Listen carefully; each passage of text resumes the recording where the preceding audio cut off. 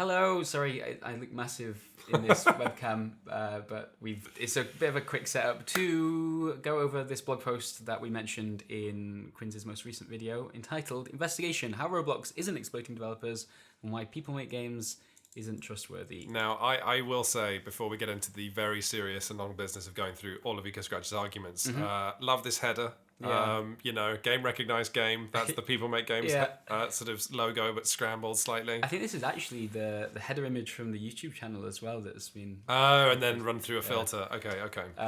Why are we talking about this? You mentioned it briefly in the video, but just...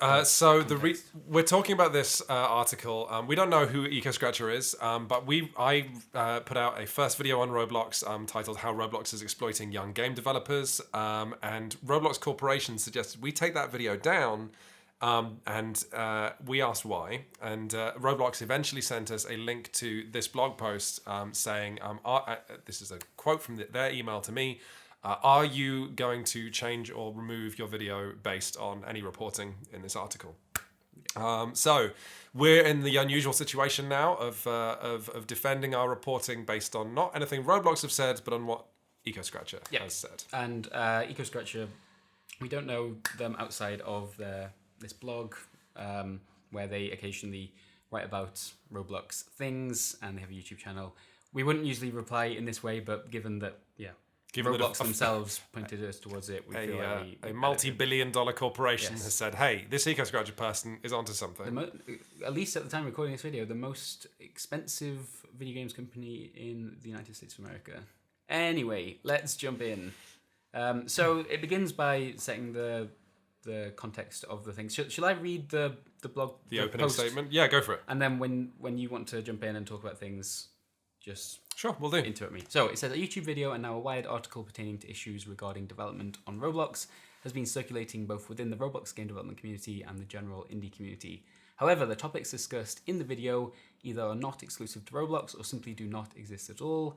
The creator of the video, a well-acclaimed game journalist, has also been found to have misrepresent certain facts in his video, as well as denying criticism towards it. Whilst Roblox does have its flaws in regards to small developers such as poor game discovery, promotion without advertisements or word of mouth, and poor support with the more indie side of the community, the video discusses none of these. I'm just going to flag this up right here. This is maybe the first indication that EcoScratcher's argument is not as solid as EcoScratcher might want it to be. Right here we have this comment that the video does not discuss something like Roblox's poor discovery. That's a large part of the video that we released. Yeah. So that's just, I'm not sure what to say about that exactly, but in an opening statement, that's a large misrepresentation of the video that EcoScratcher is replying to. And in terms of poor support with the more indie side of the community, I do feel like the video is almost largely on the side of the indie community, which often have a different experience to the bigger studio-sized teams on Roblox. The large teams and the more successful Roblox developers end up, getting these large PR pieces written about them. We were in fact trying to tell the story of the indie side of the community. We have a large interview with a kid known as Emil, who's an amateur game developer, and I think Emil would absolutely be classified as the indie side of the community. Instead, its main point is that, and this is in quotes, children are being exploited for labour and need to rise to seize the means of production. That is not a direct quote from this is very weird. EcoScratcher uses quotation marks here. We at no point use the phrase the children need to rise to seize the means of production. We don't advocate for that at all. We in fact don't advocate for a sort of workers downing tools in any respect. Ty Underwood, a labour activist, does suggest that maybe regulation is necessary to rein in some of Roblox's practices. That's not something that we say, but we certainly at no point suggest people need to rise to seize the means of production. But anyway, this will be debunked through use of excerpts from the video, and there's a link to the channel there. So this starts with a quote. So basically, when there's a quote in this kind of header font, that's usually something that we've said, and something that isn't always in the context of the sentence it was said in. But here, 20 billion experiences, that's... EcoScratcher says, well, actually, Roblox doesn't have 20 billion experiences. We need to stop right here because we never say it has 20 billion. We said it has 20 million, and we actually took that figure from Roblox themselves. Roblox likes to refer to 20 million experiences on their platform. So with Yeah. that in mind, Chris, do you want to keep reading? In reality, there's probably thousands of experiences being actively developed on. Most of the 20 billion probably consists of starter places generated when you sign up. But pushing that aside, Roblox still hosts a healthy game selection that could definitely rival competitor platforms. Now, I won't bang on about this for too long, but something that does recur a lot in this EcoScratcher post is EcoScratcher trying to use numbers and figures to sort of counteract our arguments, when I'd be the first to admit that the numbers and figures that you use when talking about, how many developers are on Roblox, how many games are on Roblox, how many people are making money on Roblox, all of that data is quite opaque. Roblox occasionally releases figures like this idea that there are 20 million experiences on the platform. We just wanted to set the scene of this is a platform with a lot of things on it. That was basically what we're saying. Moving on, 24.5% of every game sale, but in reality even less. This is in reference to you talking about the fee that is taken when from any sales that your game that you make on Roblox makes. And so EcoScratcher then, this whole paragraph is EcoScratcher trying to prove that actually Roblox developers do receive exactly 24.5% of every sale. And you can do this, but EcoScratcher says, if you can literally divide $350 fine dollars and divide it by 1,000 brackets, 10,000 Robux is US $100, minimum is $100,000, and get 35%. However, this does not account for marketplace tax, therefore it is 70% of that, which is 24.5%, exactly as Roblox describes. Whilst it is true that Roblox developers take less with even more tax from governments, it is ludicrous to suggest that the statistic is an outright lie. I think I understand the point that they're trying to make here, and this 24.5%, as far as we can tell, is like the closest you can get to figuring out the percentage of the game sale that you receive. However, when you say, but in reality even less, you what do you mean by that? Okay, so when I said in the video, developers receive 24.5% of every game sale, but in reality even less, I'm referring to the minimum withdrawal amount. So you, as a Roblox developer, you do not receive any money until you have 100,000 Robux, and only then are you allowed to withdraw those Robux into your bank account using a procedure known as DevX, which means that while Roblox say you get 24.5% of your revenue, if your game makes 99,000 Robux, you don't get any revenue. Additionally, there's stuff like you can't DevX unless you're paying Roblox $5 a month for a premium subscription, I believe. So again, when you say it's like you're getting 24.5% of your sale if you reach the minimum withdrawal amount and ignoring the $5 you're paying to even get your money. And I think that is made extremely clear in the video. Outside of just that one sentence alone, you go on to really, particularly with the minimum withdrawal amount, it's a big part of the argument that you're putting forwards. And it's not mentioned by EcoScratcher at all. One of the lessons is how to earn money. I think this is a quote from talking about how when you use the Roblox education. Yes, Roblox has a website called education.roblox.com, which is a bunch of lesson plans for if you want to use Roblox as an educational tool. And I was alarmed that one of the lessons in that is how to earn money on Roblox, which for me felt like you could sit your children down to learn how to make games, and then actually one of the lessons in Roblox's own curriculum that they've designed is saying, hey kids, if you want to make money on Roblox, which to me would potentially make kids want to make money on Roblox. It felt like a backdoor into sort of luring them into developing commercially for the platform. Whereas, and I think EcoScratcher basically makes the point that I'd assume Roblox wants you to be fairly compensated for your work. There's nothing inherently evil about this. Every game hosting platform has the lure of money, and all of them have lessons in regards to game monetization. This argument is ironic, as prohibiting developers to make money can be considered withholding pay, exactly what Quinton is arguing that Roblox is already doing. EcoScratcher is emblematic of a type of response to the video we did on Roblox, which is people saying, Roblox is good actually because it is empowering children to make money where they could make no money before. Whereas our reporting was more coming at the topic from the angle of children aren't traditionally allowed to work, and when they are, there's all kinds of legal sort of infrastructure in place. And Roblox appears to be ignoring or bypassing some of that. That's and let's talk about that basically. And so making a comparison between Roblox and other game platforms doesn't really hold up for us, because one of the things that makes Roblox so unique, and one of the reasons we chose to focus on it with that piece, is that such a large percentage of the people that play and make games on that platform are under the age of 13, and so that felt worth talking about. we soon see Quintin introducing 11-year-old Emil,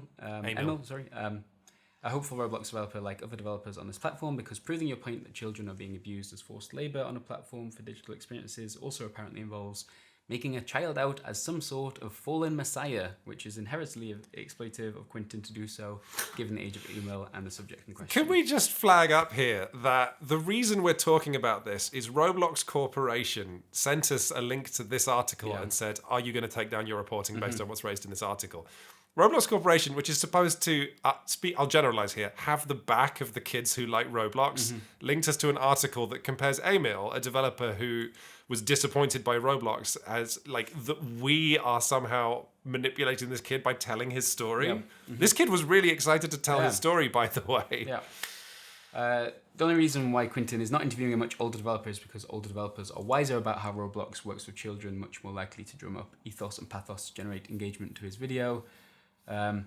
This has clearly worked with over 50,000 views on the video as of the time of publishing. Quintin uses it multiple times in the video to prove that no, development life on Roblox isn't fair, ignoring that in other development circles it isn't fair either. I think I'd just like to go back to that point we made before.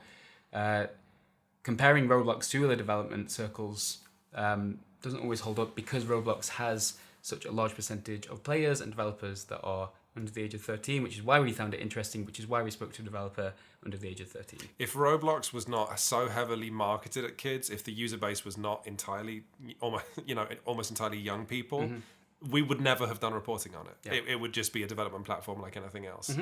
The average game on Steam makes developers several thousands of dollars. The vast majority of games on Roblox earn $0. This is inherently biased statistic because how games are released on Steam is different to that on Roblox. Steam requires developers to pay $100 for every game they put out, in addition to any additional costs related to hosting the game, such as servers for multiplayer. This makes Steam games more likely to succeed. The citation needed. Yeah, put into them during development. With Roblox, the base cost is usually $0, with free resources such as licensed music from etc., etc. This statistic also assumes that every developer wishes to cash out their Robux into real-world cash, which is definitely not the case, especially on the indie side. First off, that's true. You do have to pay $100 on Steam, and also not every developer on Roblox wants to make money. Those are absolutely fair points. But the context that Eco Scratching is denying us here is when so much of what people have heard of Roblox is based on all these articles that seem to appear in countries all over Europe and America saying, hey, these young people have made money. On this website itself, it was earn serious cash. Yes, the term that Roblox used to use, now removed, is kids can quote, earn or make serious cash.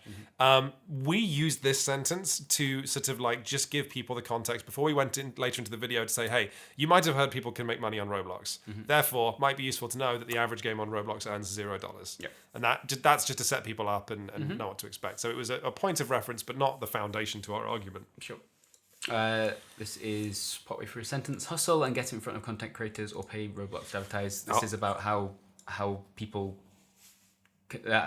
have to get their games out in front of people. Yes, because Roblox as a platform does not have a lot of resources invested in discoverability. It's kind of up to, if you make a game on Roblox, it's up to you to figure out how to get it in front of Roblox users. Yeah, it's not impossible to end up on the Discover page with a new game, but it's much more difficult. There's actually a third option, says Eco Scratcher. Roblox frequently puts out events of dubious quality or special sorts such as Learn and Explore, which game developers can join in an attempt to promote game development in that particular direction. Developers can easily get boosts from a few hundred to a few thousand active players, which also gives them a monetization opportunity to hit that mark. Yeah, I don't disagree with anything Eco Scratcher is saying here. Events that are hosted by Roblox is something that I did not research. They did occasionally come up in the context of interviews I was doing with developers. I think developers liked them and wished that Roblox did more of them. Ad systems being a bidding war. This is talking about how if you do pay to promote your game, how that works on Roblox. I do not know of an ad system on the internet that isn't inherently a bidding war.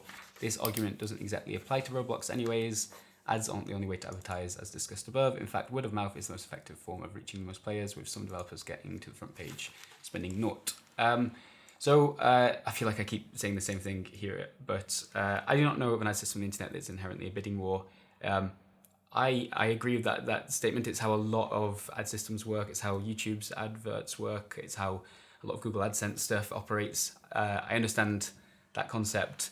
However, again, because Roblox is a platform where a huge portion of the players and the developers are under the age of 13, it does make this different. Even if other systems on the internet are using that, because of that leaning towards younger players and younger developers, it makes it worth pointing out. And also, when I was 11, I didn't know how these ad systems worked. I do now as like a 31-year-old who's worked on YouTube for a long time. And so, again, Roblox may share issues with other platforms, other games, other companies in the games industry, but something that separates it is that leaning towards kids. And so that's why we some of this stuff which is being discounted as that happens in other places doesn't really hold up for us. There's only one big market right now, and that's kids. Right. That is not a quote from us. That's a quote from Jenya, aka Scripton, one of the developers who we interviewed in the piece. Jenya is an enormously successful Roblox developer who's made a lot of money from Roblox. So this isn't us saying there's only one big market right now, and that's kids. That's just an opinion from a Roblox developer. However, EcoScratcher then puts this paragraph in saying... So over 50% of the user base is greater than 13, and that's linking through to a Bloxy News tweet, which actually says, as of Q2 2021, over 50% of the Roblox user base are 13 years of age or older, which doesn't actually mean that. Yeah, the correct sentence EcoScratcher could write here is over 50% of the user base is 13 and older, not greater than 13. Which would suggest 14 plus. Anyway, whilst this statistic is potentially inaccurate given the frequency of younger players entering much older birth dates, given the livelihood of sections of the platform designed for use by teenagers and above, it is a growing age bracket. So we saw in the latest earning reports actually that there is some truth to that in the fact that Roblox, as its user base is getting older and maybe its marketing strategy is looking for older players to become more interested in it as well. Like there is an increasing age bracket. The demographic is shifting older. However, a huge portion, something close to 50%, is 12 years old and under. Yeah, exactly. Which means that until that's not the case, until it's not such a huge portion, then I think a sentence like this from a prominent Roblox developer seems pretty fair. Yeah, I mean, it's also like... Let's not lose sight of the fact that Roblox refers to itself as a platform for children. You know, like there's all the language on Roblox.com. You know, this is a child-friendly brand, and Roblox wouldn't argue with that. Yep. The minimum withdrawal amount is 100,000 Robux. I have no clue why Quinton keeps harping over this magical six-figure number. Quinton, why do you keep harping over this magical six-figure number? I don't know. It seems relevant to me that, you know, developers are faced with this massive hurdle to make any money at all. And the fact that Roblox demands that you make, like, when you were like 13 or 14, like 100,000 Robux, that's like $350 that you'll get. But it's thousands of dollars in Roblox revenue. Like, can you imagine making thousands of dollars as a kid? Yeah. It's I don't know. It's an enormous figure for me. Yeah, and it's, again, as you point out well in the video itself, it's a figure that they've picked in the same way that games like Second Life and Entropia, other platformy kind of games that we've not platformers, games that we've covered in the past have withdrawal fees that you need to consider. They range, like, I can't remember the exact examples, they're in the video, but like Roblox is considerably higher than some of those other games, and that is a choice to make it more difficult to withdraw money out of the game. Yes. Now, the argument that Roblox might have is that if you make that limit too low, you'll be getting so many transactions happening that it becomes incredibly expensive in terms of transaction fees and like employee hours that need to go into making that happen. But you're also one of the most expensive, or the most expensive video games. Valuable. Most valuable video game company in the United States of America right now, and the player base includes a lot of people to which $350 is a huge amount of money. And that's why we want to keep banging the drum about that being a high limit to hit. Yeah, and this is not to do with what EcoScratch is saying, but to really understand Roblox right now, I think you have to know that for, you know, I want to say more than a decade or something, for however long Roblox has been around, most of Roblox's lifespan, it's been this rinky-dink company that's not made money, that's not had many users. And now, overnight, like we talk about in the second video we did on Roblox, that it's now bigger than Nintendo. And yet so much of the audience still think of it as this small company. It's like, oh, well, we couldn't have them processing more DevX. That would cost them money. Yeah. It's like they're making incredible, inconceivable money right now. The CEO of Roblox is a multi-billionaire. Like, I feel like that context is extremely important when we're talking about making it more difficult for kids to take their money off the exactly, platform. yeah, for money that they've earned. Okay, moving on. You have to use a Roblox premium subscription. This is just something that you mentioned to withdraw money out of. You need to pay, if you want to get any money out of Roblox, you have to be giving them money first. But it's another barrier between getting your money out, because it means that in order to DevX, you need to be paying regularly with a credit card. Kids, if you're like DevX has an age limit of 13. I don't know. Anyway, it's not foundational to our argument. It's just a small point that we made, and the fact that it's a small amount of money is irrelevant in the wider context of the argument we're making. Well, yeah, exactly. So Roblox is increasing the chances you won't hit that cap, to which EcoScratcher says no, this has always been the minimum, and then references the fact that we link to a developer forum in which people were talking about the DevX rate not being. I will mention that what EcoScratcher has linked here is if you follow the link yourself. There was a thread on the Roblox developer forums where people were complaining about the DevX rate, and EcoScratcher has linked the Roblox's response to that thread. However, we can't seem to access that information anymore. It appears like it might have been removed. Roblox will get a cut of that paycheck too if you're transferring via a group. So I think this is when you're talking about when people are paying other Roblox creators who might be working for them through Roblox. Another cut is taken of that transaction. Yes, if you make money on Roblox and want to pay someone, Roblox will take a cut of their paycheck, and then of course take another cut. So you get, if you're not canny about how you pay Roblox developers who work for you, Roblox will take bites out of their paycheck, which can be avoided with workarounds. Now this is weird because EcoScratcher says here, quote, they're not double dipping. If it's transferred via Roblox via group payout, it needs to be taxed appropriately, as well as to ensure fairness on the platform instead of developers finding workarounds. This is I really don't understand what EcoScratcher is saying here, because I'm saying if developers aren't careful, Roblox will take an additional cut of their paycheck. EcoScratcher is saying this cut needs to exist to ensure fairness instead of developers finding workarounds. But developers are finding workarounds. If anything, Roblox either need to close the workarounds or remove the tax. So it's a sort of it's hard to understand this particular part of the article. Tons of Robux don't make it off the platform. The value of Robux actually increased, says EcoScratcher, with older Robux actually worth less than Robux more recently. It's a clever incentive created accidentally through obscurity. Also, over $130 million was paid out to developers in Q2 2021. That's a lot of Robux.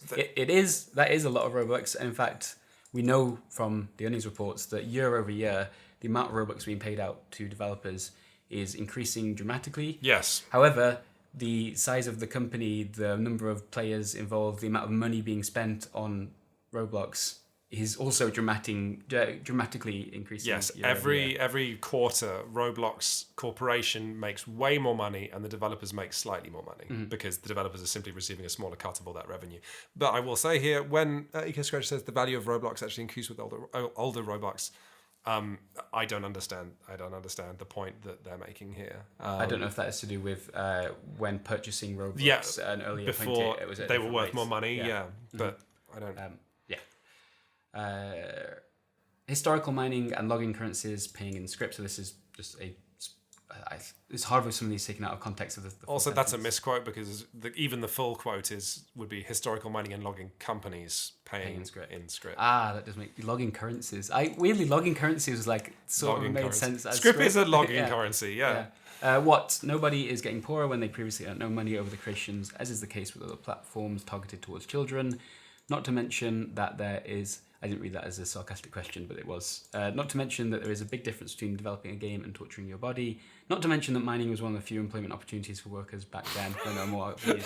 Okay, so I don't think it's a reasonable argument to say that we are one for one comparing the experience of being a kid earning Robux on Roblox with being a miner being paid in script in terms of the physical component of those jobs. Of course, that's not what's being made. What we're saying is there is a comparison you can make in terms of the way that the the pay is distributed to the people that have earned it, and that comes with problems that you can actually see, like other industries have already gone through, like Scrip. Yeah. And by getting paid in Scrip, you're incentivized not to turn that into real cash that you can use outside of its It's ecosystem. harder for you to walk away from the company. Yeah. The point we're trying to make is not that kids are miners. It's that Roblox is benefiting from paying them in a currency of their own creation, in the same way that mining camps benefited from paying miners in a currency of their own creation.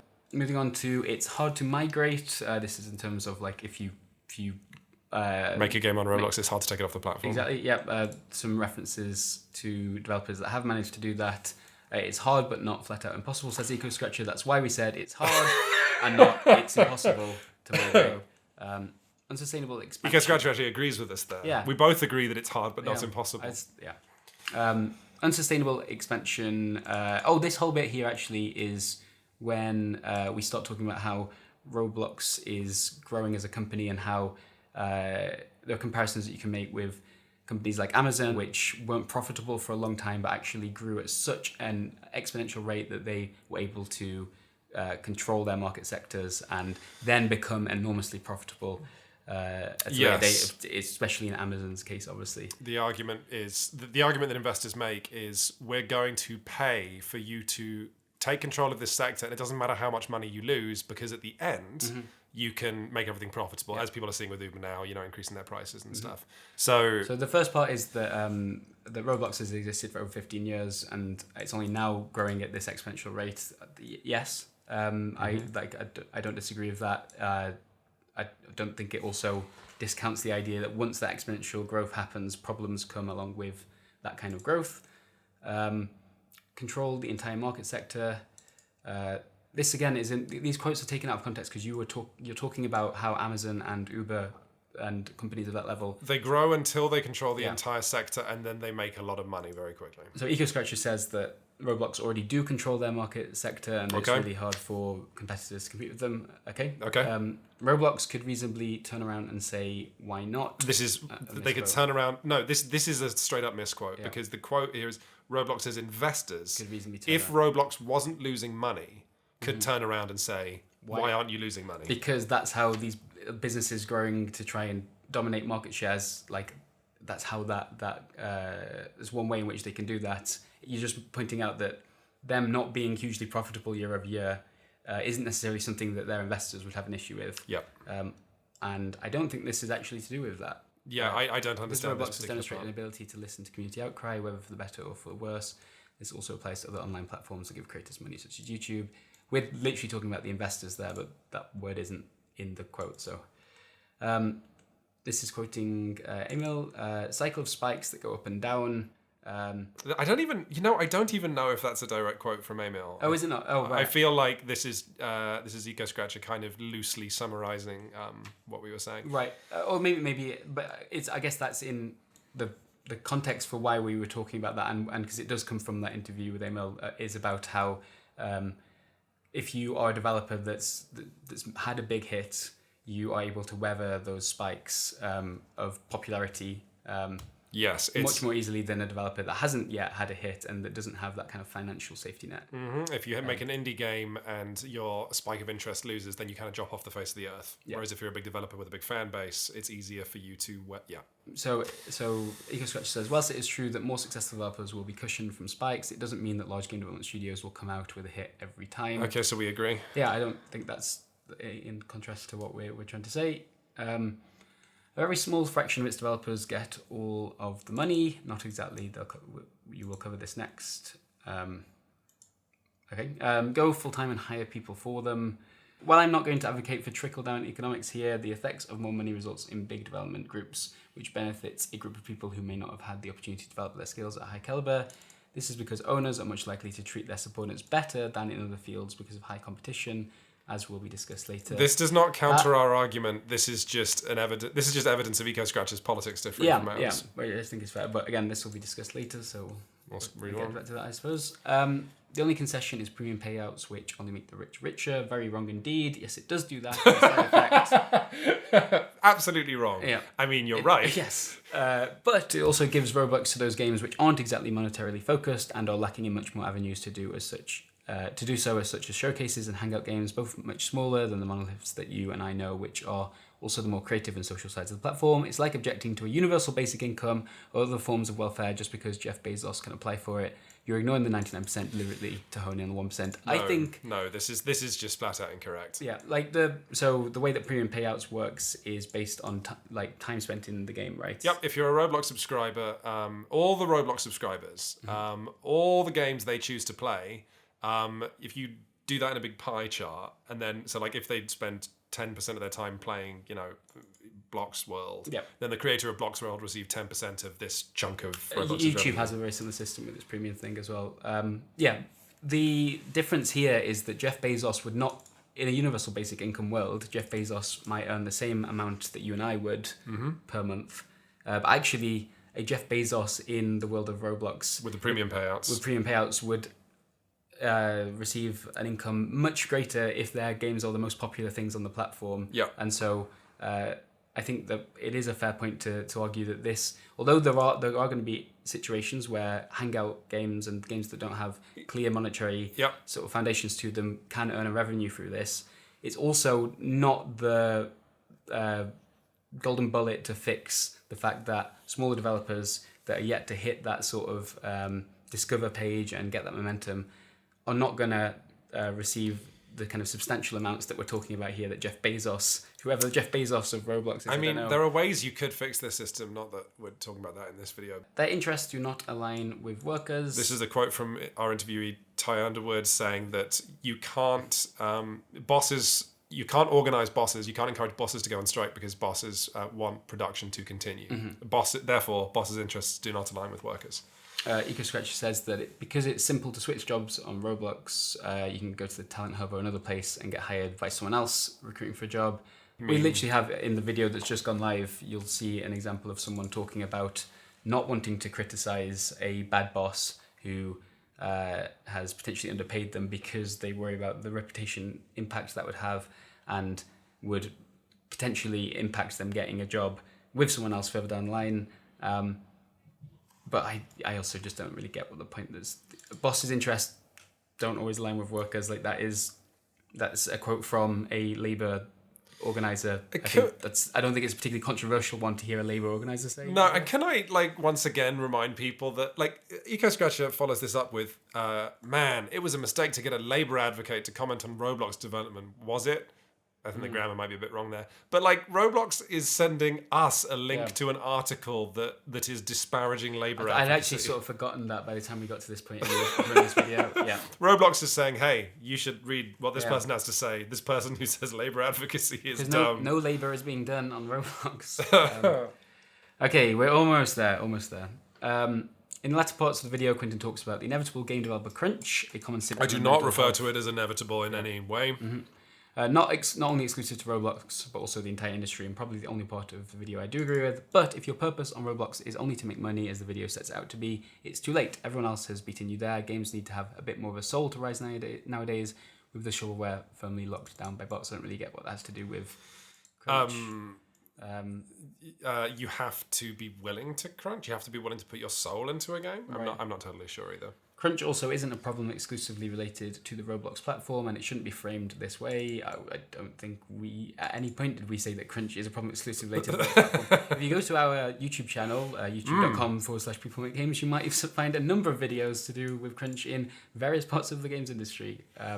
It is also incredibly hard to think of a solution to mental health issues on Roblox that other game development corporations are doing without appearing out of touch, given that Roblox is a platform, not a game developer corporation. I imagine it is hard for them to think of a solution for that. It's also their responsibility. And again, what separates Roblox from other game platforms, companies, is the average age of their player base. There is a question which is, not everyone's going to answer the same way, but I know which side I land. If you ask, Roblox is a platform like other game development platforms, but its audience is so much younger than other platforms, almost exclusively teenagers and younger. Do you think they should take more care with that audience than if you had an audience with adults? I think absolutely. One of the major things that we talked about that you talked about in your video was that people of younger ages don't necessarily know when they're being taken advantage of. They don't have that comparison to other jobs they've had, or they're not necessarily following larger discussions happening in the games industry. Yes, I think there's if your player base doesn't understand some of the issues that might be affecting them, and you do, and you're benefiting from that, yes, there's an added responsibility, I think. Especially when you're able to profit from some of the mistakes that young users might make. Kids working too hard with unreasonable expectations isn't bad for Roblox. EcoScratcher says, yes, it is. Bad publicity, like every single article that covers a moderation debacle. It was easily fixable by the parent. Trust me, Roblox actually do read the news. I guess the bad publicity is a part of this. We have been contacted by Roblox who have watched our video, and they've asked us to link to this blog post. I don't know.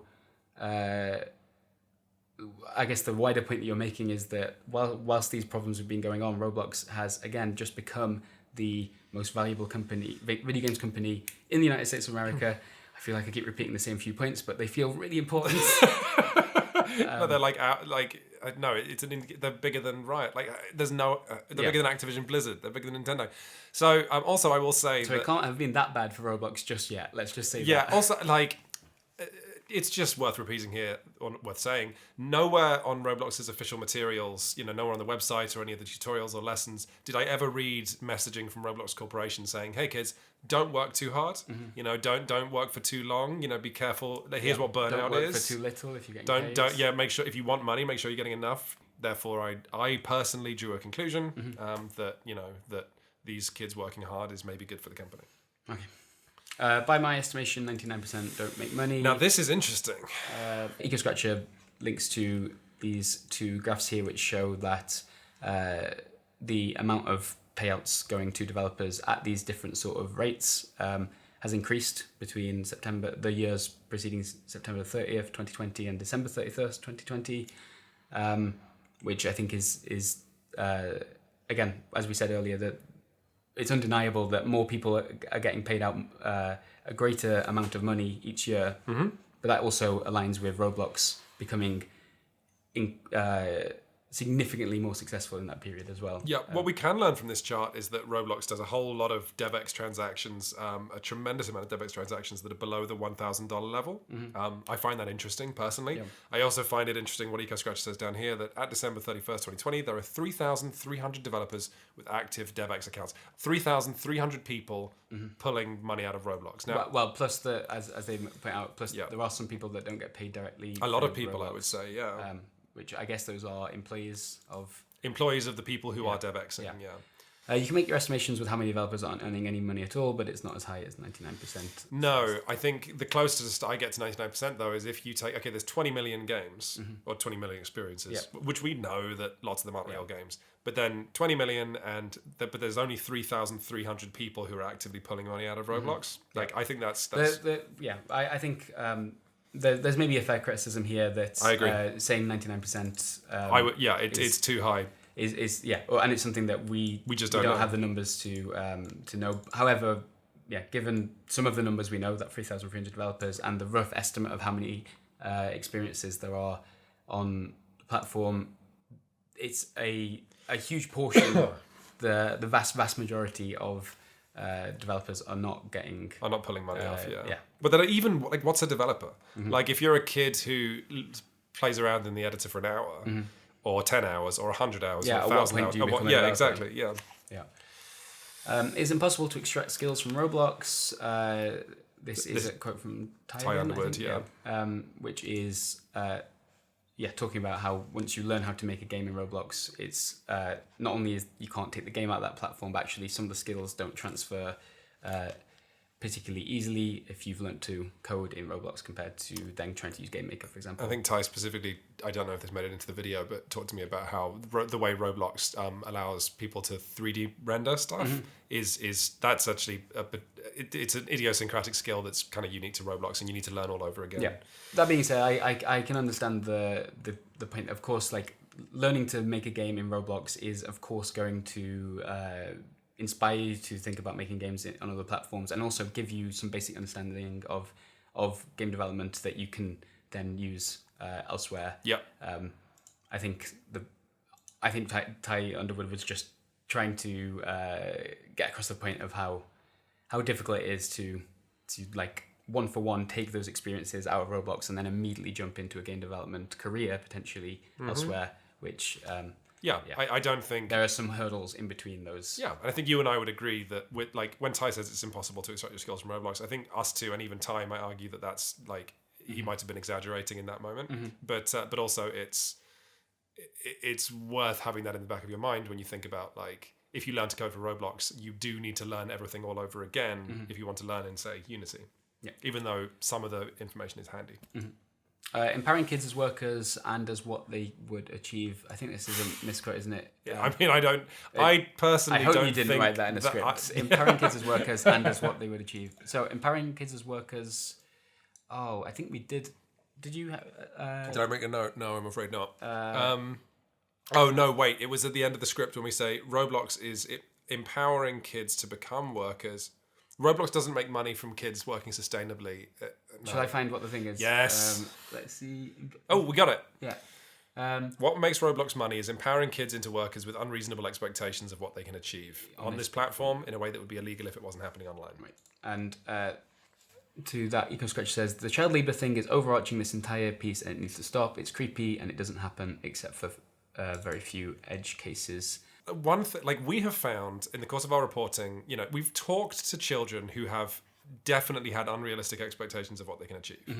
So for Roblox to link us to an article saying that this concept is creepy and doesn't happen, like we know it happens. What we don't know, what I as a reporter and you and our audience don't know is how often it happens. But it's alarming for Roblox to be linking us to a piece that says it flat out doesn't happen when we've talked to people who and also this doesn't really line up with the fact that they've then since our video has gone live removed wording from the website that suggests that it's very possible for any developer on the platform to earn serious cash. There were clearly some issues that Roblox must have agreed with there if they removed language that we called out. Yeah. Finally, not only did we witness misinformation debunked, but a Roblox developer has come out and felt that his interview and the production of the video was cut so that Roblox was portrayed more in a negative light. Yeah, should we open up those tweets? Sure. That's from Scripton, who is Genya in the video, and in response to someone having shared the video, Scripton replies, I wish you went a little easier on labour practices as you're getting the chance to earn millions. It's like asking for welfare checks as you drop out to become a movie/TikTok star full time. Of course, there's a high failure rates. You're reaching for the stars. Some of my interview bits also got taken a bit out of context, but overall, I do agree DevEx rates themselves do seem low and premium payouts haven't had as meaningful of an impact so far on that bottom line percentage cut as I had hoped. I want to do a bit of a mea culpa here, actually, because when I reached out to Genya to interview them, I sent them messages very early on in the research process when I didn't really know exactly what piece I wanted to do. I just said, hey, I'm doing a video on Roblox, I'd like to talk to you. Later on, I talked to a bunch of people and realised that the story that I felt was that Roblox was not paying out much money and potentially profiting from sort of the hopefulness and the hard work of children. Then Scripton got back to me and I very much was getting close to finish with the script and spoke to him, which meant that Genya, the poor guy, did not have the full context of the video that we were making. That's unfortunate, and if I could go back, I would have in that interview at some point flagged up, hey, by the way, this is what this video's on. And so they weren't blindsided when the video came out that it was actually called Investigation, How Roblox is Exploiting Young Game Developers. And then Genya's face is in it. Because I actually spoke to him after the video had gone live, and I think that was the gist of what they had to say was that it was the feeling of being blindsided by what they had to say, which was the DevEx rates themselves do seem low. That is what they believe, but it was then put next to a wider argument that was being painted about the exploitation of young game developers, which they just didn't know that was coming, and that then felt weird to them. And that's so on the off chance Genya watching, we know we've apologized for this once already, but sorry, we there's always more learning and growing you can do as a person and as a journalist. So that's something we'll be watching out for in future. And that's the end of the post. God, that I think we've been recording for a real long time. Oh my god! And this is partly why we didn't want to include it in the the piece itself. This is many Oh my goodness! Can you times longer than imagine? the actual video. However, again, the reason we've gone through this in such detail is because this was a blog post that was sent to us directly by Roblox Corporation, partly in reference to us having made factual errors in our piece, and that we might want to either edit the video or even potentially take it down. And this is what we were sent. This is what Roblox pointed us to as the factual errors that existed in our reporting. To give the full context, which I think is maybe even less flattering to Roblox, when we spoke to their head of PR, William Nevius, on the phone, William said, there are errors in the video, will you take it down? We asked over and over what those errors are, and we never got a completely straight response. We never got a full response from Roblox saying, this is the errors. What we did get, the closest thing we got to that, was Roblox sending us this article and saying, are you going to take down the video? Yeah. Or edit it based on some of the things raised in this. Yeah. So this is potentially overkill on our part. But it's also an incredibly weird thing for a company of that size to do. Again, this is not an indie studio that with 4 employees that we've made a video about. This is a multi-billion dollar company, and with a huge player base and huge responsibilities. And yeah. And they've sent us this. And that is... like throughout all of People Make Games' history, and you've annoyed some people. Yeah, and we've had some weird responses to work that we've done. I've never seen a company of that scale respond with such a random blog post where there are some there's so many errors. Yeah, or when where there aren't errors, it's just like a complete difference in opinion on what a successful version of Roblox should look like, and what responsibilities a company like that should have. And it's just it's a strange thing to receive. I mean, it's we did a video titled "Investigation: How Roblox is Exploiting Young Game Developers," and Roblox has sent us a link saying to a title article how Roblox isn't exploiting developers and why People Make Games isn't trustworthy. That's their argument is, to some extent, it's no, we're not. They're not, but they're not willing to get into that discussion. It's so you get stuck into this we've done for the last 55 minutes, and then you lose sight of the bigger picture. Yeah, it's frustrating. It's really frustrating. And if you made it to the end of this video, thank you. Hopefully that gives some wider context for what's been going on behind the scenes. And I don't know if we'll receive another similar email this time around. Can we do an apology to Eco Scratcher here? Yes, yeah. This is not Eco Scratcher's. They have not made this video expecting us to make a response like this. Nor should they have to expect that. Everyone should be free to express themselves on the internet how they see fit, without fear of a 55-minute video from 2 journalists picking apart your argument.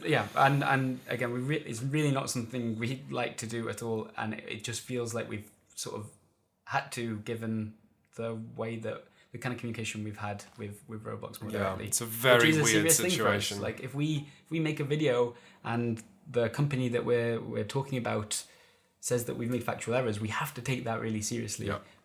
So you're right. I'm sorry to Eco Scratcher as well that we've had to go through this in such detail. It's not a personal attack. It's just we've sort of ended up in a bit of a bizarre place. Thanks for watching, everybody. Thanks for watching. On the off chance that you clicked on this video at the point it's mentioned in the second video, so you pause, go watch this 55-minute thing, and you still have the second Roblox investigation to watch, then enjoy it. It's a lot pacier and has cool animation. All right. See you soon.